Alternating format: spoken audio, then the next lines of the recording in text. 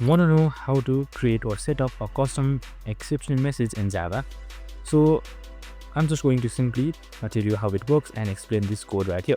So Java already has a built-in exception like null pointer exception and arithmetic exception, but sometimes you need your own error type for special cases in your program. So creating one is easy. You just make a new class that extends the exception class. So in the first line we have created the class that is the exception class that extends my exception.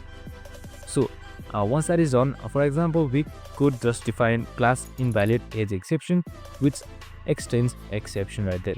Then we throw this exception whenever a wrong input appears, like in age below 0. This way your code becomes more meaningful and errors are easier to understand. Custom exceptions are neat way to keep your project clean and user-friendly while giving you full control over error handling. And that's it.